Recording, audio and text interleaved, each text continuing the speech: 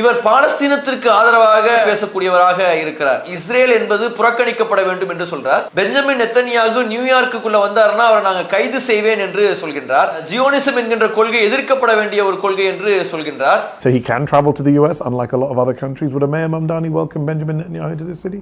No.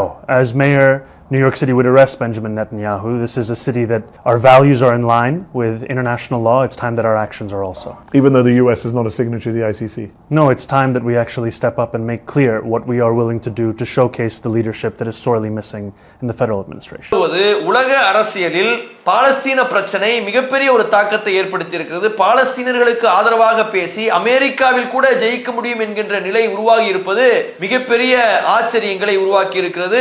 அதை தாண்டி ஒருவேளை அவர் ஜெயித்து விடுவாரேயானால் அந்த நகரத்திற்கு கொடுக்க வேண்டிய ஃபண்டை நான் கொடுக்காமல் நிறுத்தி விடுவேன். எப்படி இப்ப மோடி தமிழ்நாட்டுக்கு கொடுக்க மாட்டாரோ அந்த மாதிரி நினைக்கிறேன். எச்சரிக்கக்கூடிய விதத்தில் டொனால்டு ட்ரம்ப் என்பவர் பேசியிருக்கிறார். எல்லாவற்றையும் தாண்டி இவரை நாடு கடத்தி விடுவேன், இவருடைய குடியுரிமையை கட் பண்ணி விடுவேன் என்ற மாதிரியெல்லாம் சில பேச்சுக்கள் வருவதாக சொல்லப்படுகிறது.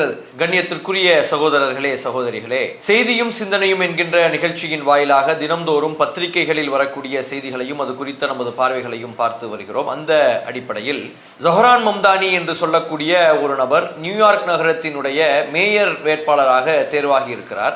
அது குறித்த செய்திகள் சமீப காலமாக தொடர்ச்சியாக பத்திரிகைகளில், செய்தி சேனல்களில், வெப்சைட்டுகளில் வந்து கொண்டு இருக்கிறது. எங்கேயோ இருக்கக்கூடிய ஒரு நகரத்தினுடைய மேயராக தேர்ந்தெடுக்கப்பட்டவரை குறித்து பேச வேண்டிய தேவை ஏன் வந்தது என்று நம்மில் சிலருக்கு கூட கேள்விகள் வரலாம்.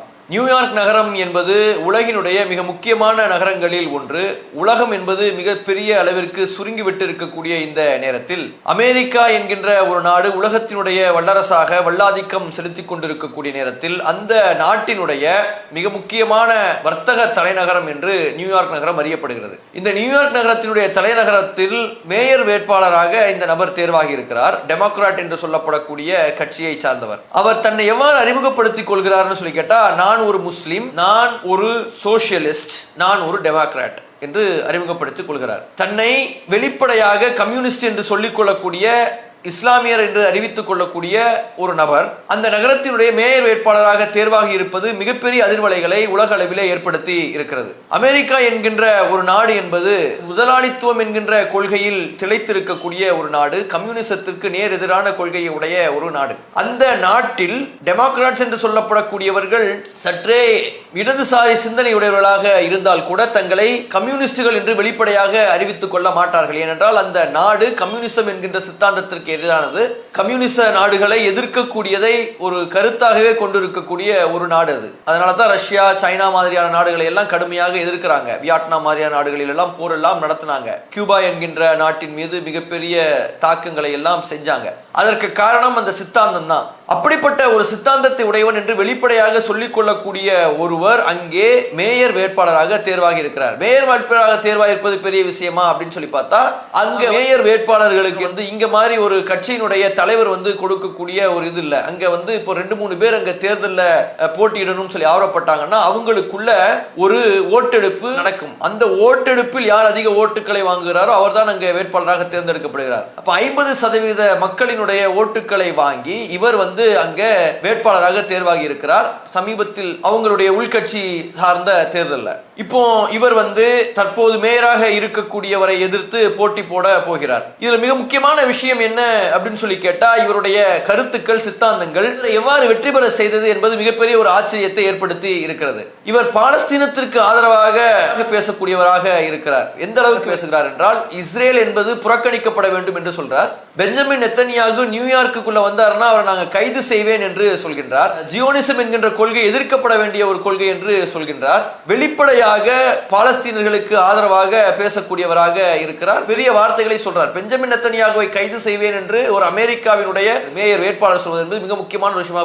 Mayor Mamdani, would you welcome Prime Minister Netanyahu to New York City for whatever he comes for, given the US is not a signatory to the ICC, so he can travel to the US unlike a lot of other countries? Would Mayor Mamdani welcome Benjamin Netanyahu to the city? No. As mayor, New York City would arrest Benjamin Netanyahu. This is a city that our values are in line with international law. It's time that our actions are also. Even though the US is not a signatory to the ICC? No, it's time that we actually step up and make clear what we are willing to do to showcase the leadership that is sorely missing in the federal administration. இதையெல்லாம் வெளிப்படையாக பேசி இவர் தேர்வா இருக்கிறது இன்னொரு பெரிய ஆச்சரியத்தை கிளப்பி இருக்கிறது. ஏன்னு சொல்லி கேட்டீங்கன்னா, நியூயார்க் நகரத்துல இருக்கக்கூடிய மக்கள் தொகையில பெரிய அளவிற்கான மக்கள் தொகை யூதர்களுடையது.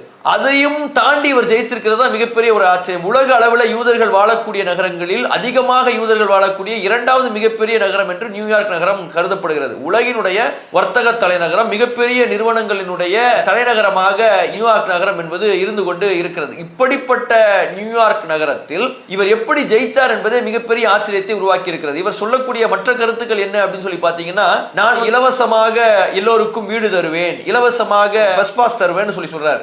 இலவச பஸ் பாஸ், இலவச வீடு பெரிய பணக்கார நாட்டினுடைய ஒரு பணக்கார நகரத்துல தேவைப்படுமான்னு சொல்லி கேட்டா தேவைப்படுறதுனாலதான் அவர் ஜெயிச்சது போல தெரிகிறது. அப்ப அங்க ஏராளமான ஏழை மக்களும் இருக்கிறார்கள். அந்த ஏழை மக்கள் கவனிக்கப்படாமல் இருக்கிறார்கள். இவர்களை இவர் கையில் எடுத்து வெற்றி பெற்றிருக்கிறாரோ என்று தோன்றுகிறது. ஆனால் இதற்கு முன்னாடி நடந்த அமெரிக்க அதிபர் தேர்தலில் இந்த ஏழை மக்கள் அதிபர் ட்ரம்புக்கு ஓட்டு போட்டவங்க பெரும்பான்மையானவர்கள். நியூயார்க் நகரத்தில் பெருவாரியான ஓட்டுகள் வித்தியாசத்தில் ட்ரம்ப் வெற்றி பெற்றார். அந்த நகரத்தில் வேட்பாளர் இவ்வாறு தேர்வாகி இருக்கிறது மிகப்பெரிய ஒரு ஆச்சரியத்தை ஏற்படுத்தி இருக்கிறது. இவர் சும்மா ஒரு வேட்பாளராக மட்டும் தேர்வானது மாதிரி அந்த பிம்பங்கள் தெரியவில்லை. இவர் ஒருவேளை அந்த மேயர் தேர்தலில் ஜெயித்து விடுவாரோ என்பது போன்ற ஒரு சூழல் வருகிறது. பொறுத்திருந்து பார்க்கணும். காரணம் என்னவென்றால், இவர் கட்சியை சார்ந்தவர்களை இவரை தோற்கடிப்பதற்காக வேலை செய்வார்கள் என்கின்ற ஒரு கருத்தும் சொல்லப்படுகிறது.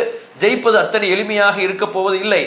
ஆனால் இவருடைய இந்த தேர்வுக்கு பிறகு அங்கே ஊடகங்கள் நடந்து கொள்ளக்கூடிய விதமும் டொனால்டு ட்ரம்ப் பேசக்கூடிய வகைகளையும் பார்த்தால் பெரிய அளவில் அச்சத்தை ஏற்படுத்தி இருக்கிறது என்பதை மட்டும் தெரிந்து கொள்ள முடிகிறது. இது குறித்து ஒரு யூத பத்திரிகை என்ன சொல்லுகிறது அப்படின்னு சொல்லி கேட்டீங்கன்னா, இவர் மேயர் வேட்பாளராக தேர்வாகிவிட்டார், அங்கே இருக்கக்கூடிய யூதர்கள் எல்லாம் இங்கிருந்து கிளம்புவதற்குண்டான வழியை பாருங்கள் என்று ஒரு யூத பத்திரிகை சொல்கிறது. டொனால்டு ட்ரம்ப் என்ன சொல்றாருன்னு சொல்லி கேட்டீங்கன்னா, இந்த பைத்தியக்கார கம்யூனிஸ்டை ஒரு காலத்திலும் நான் வெற்றி பெற விட மாட்டேன் என்று அவர் சொல்கிறார். இவர் ஒருவேளை வெற்றி பெறுவதற்கு முயற்சிப்பாரே, ஆனால் நாங்கள் அதை இப்படிப்பட்ட வகையிலேயாவது நாங்கள் போய் தடுத்து நிறுத்துவோம் சொல்லி ஒரு அதிபர் ஒரு நகரத்தினுடைய மேயர் வேட்பாளருக்கு எதிராக பேசுவது ஆச்சரியங்களை கிளப்பி இருக்கிறது. அதை தாண்டி ஒருவேளை அவர் ஜெயித்து விடுவாரே, ஆனால் அந்த நகரத்திற்கு கொடுக்க வேண்டிய ஃபண்டை நான் கொடுக்காம நிறுத்தி விடுவேன். எப்படி இப்ப மோடி தமிழ்நாட்டுக்கு கொடுக்க மாட்டாரோ அந்த மாதிரி நினைக்கிறேன். எச்சரிக்கக்கூடிய விதத்தில் டொனால்டு ட்ரம்ப் என்பவர் பேசியிருக்கிறார். எல்லாவற்றையும் தாண்டி இவரை நாடு கடத்தி விடுவேன், இவருடைய குடியுரிமையை கட் பண்ணி விடுவேன் என்ற மாதிரியெல்லாம் சில பேச்சுக்கள் வருவதாக சொல்லப்படுகிறது.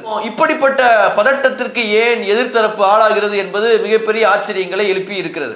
And it's where the mayor will use their power to reject Donald Trump's fascism. Stop mass ICE agents from deporting our neighbors. To govern our city as a model for the Democratic Party. இவர் Martin Luther king என்று சொல்லக்கூடிய அமெரிக்காவினுடைய மிக முக்கியமான தலைவராக கருதப்பட்டவருடைய கருத்துக்களை ஆதரித்து பேசுகிறார். அவர் குறித்து ஆய்வுகளை செய்தவராக இவர் அறியப்படுகிறார். எல்லாவற்றிற்கும் மேலாக அங்கே முகமது கலீல் என்று சொல்லக்கூடிய ஒருவர் கைது செய்யப்பட்டு பல நாட்களாக ஜெயிலில் இருக்கிறார். அவருக்கு ஆதரவாகவும் பேசுறாரு. அவரும் பாலஸ்தீனர்களுக்கு ஆதரவாக போராடக்கூடிய ஒரு போராளியாக பார்க்கப்படுகிறார். அப்போ ஒட்டுமொத்தமாக பாலஸ்தீனர்களுடைய பிரச்சனையை வெளிப்படையாக இவர் பேசியும் ஜெயித்தது மிகப்பெரிய ஆச்சரியத்தை உருவாக்கி இருக்கிறது. முதல் முறையாக அமெரிக்காவில் 50% அதிகமான மக்கள் பாலஸ்தீனத்திற்கு ஆதரவாக ஓட்டளித்திருக்கக்கூடிய ஒரு சூழலும் இப்போது நிலவுவது உலக அரசியலில் பாலஸ்தீன பிரச்சனை மிகப்பெரிய ஒரு தாக்கத்தை ஏற்படுத்தி இருக்கிறது. பாலஸ்தீனர்களுக்கு ஆதரவாக பேசி அமெரிக்காவில் கூட ஜெயிக்க முடியும் என்கின்ற நிலை உருவாகி இருப்பது மிகப்பெரிய ஆச்சரியங்களை உருவாக்கி இருக்கிறது. இறைவனுக்குத்தான் அனைத்து புகழும். இங்கே இருக்கக்கூடிய நிறைய இளைஞர்கள் இவருக்கு ஆதரவாக ஓட்டளித்து இருக்கிறார்கள். இவரை எதிர்த்து போட்டியிட்ட அந்த வேட்பாளர் குவாமா என்று சொல்லப்படுகிறது. அவர் பெரிய அளவிற்கு பணமும் பதவியும் அதிகாரமும் படைத்தவராக பார்க்கப்படுகிறார். இவருடைய தந்தை ஏற்கனவே மேயராக இருந்திருக்கிறார். அந்த ஒரு பின்னணியிலிருந்து வந்த நபர் இப்போது தோற்றிருப்பது என்பது அது ஒரு பெரிய அதிர்வலைகளை கிளப்பி இருக்கிறது. இவர் வந்த உடனேயே இன்னும் புதிய பிரச்சனைகளை எல்லாம் கிளப்புறாங்க. இவர் எங்கிருந்து வந்தார்? ஜோரான் மம்தானி என்பவர் யாரு அப்படின்றத நம்ம பார்க்கக்கூடிய நேரத்தில் ஜோரான் மம்தானி என்பவர் ஒரு இந்திய வம்சாவளியை சார்ந்தவர். அது ஒரு மிக முக்கியமான ஒரு விஷயமாக இருக்குது. அவருடைய தாய் மீரா நாயர் என்று கேரளாவை சார்ந்தவராக இருக்கிறார். அவருடைய தந்தையினுடைய பூர்வீக குடும்பம் மூதாதையர்கள் குஜராத்தை சார்ந்தவர்கள். குஜராத்திலிருந்து உகாண்டாவில் போய் செட்டில் ஆகிறாங்க. இவர் உகாண்டாவில் தான் பிறக்கிறார். மீரா நாயர் என்பவருக்கும் முகமது மம்தானி என்று சொல்லக்கூடிய ஒரு முஸ்லீமுக்கும் பிறந்த ஒரு நபராக இருக்கிறார். இவர் தன்னை முஸ்லீம் என்று வெளிப்படையாக சொல்லிக் கொள்ளக்கூடியவராகவும் இருப்பது, இஸ்லாமியர்களின் மத்தியிலே போய் நின்று பேசுவது, பள்ளிவாசல்களில் போய் பேசுவது. இப்போ இதே நேரத்தில் அவர் யூதர்களுக்கு ஆதரவாகவும் பேசுகிறார். யூதர்களுக்கு ஆதரவாக பேசுறாருன்னா, யூதர்கள் அனைவரும் கெட்டவர்கள் இல்லை, நான் இஸ்ரேலை எதிர்க்கிறேன், நடுநிலையான யூதர்கள் என்பவர்கள் இருக்கிறார்கள், இஸ்ரேலினுடைய இந்த ஜெனசைடல் ஆக்டிவிட்டீஸை வந்து பல பேர் ஆதரிப்பது இல்லை, பலர் வந்து எதிர்க்கிறார்கள். பெஞ்சமின் நெத்தன்யாகுவுக்கு எதிராக பல யூதர்கள் இருக்கிறார்கள் என்கின்ற ஒரு விஷயத்தை எல்லாம் வந்து இவர் சொல்லக்கூடியதாக ஒரு காட்சிகளை நம்ம வந்து பார்க்கிறோம். இவருடைய விஷயத்தை எதிர்த்து இன்னைக்கு வந்து நிறைய பிரச்சாரங்களை வந்து பண்ணிக்கிட்டு இருக்கிறாங்க. இவர் எப்படிப்பட்டவர், இவர் ஒரு வேளை தேர்வானால் நல்லபடியாக நடப்பாரா என்பதெல்லாம் இறைவனுக்குத்தான் வெளிச்சம். ஆனால் சூழல்கள் இன்னைக்கு மாறிக்கொண்டிருப்பதை நம்மால் பார்க்க முடிகிறது. பாலஸ்தீனர்களுக்கு எதிராக ஒரு அயோக்கிய கூட்டம் செய்து கொண்டிருக்கக்கூடிய அத்துமீறல்களை உலகம் கவனிக்கிறது.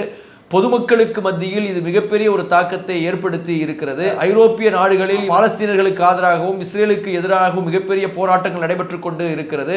உலக அளவில் இஸ்ரேலினுடைய பெயர் கெட்டு குட்டிச்சவராகி இனிமேல் இவர்கள் வெளியே வந்து தங்களுக்கு எந்த விதமான மரியாதையோடும் பேச முடியாது என்கின்ற ஒரு நிலைமை என்பது இன்றைக்கு உருவாகி இருப்பதை நாம் வெளிப்படையாக பார்க்கிறோம். இந்த நேரத்தில் தேர்தல் வேட்பாளராக இவர் தேர்ந்தெடுக்கப்பட்ட ஒரு சூழலும் நம்மால் பார்க்க முடிகிறது.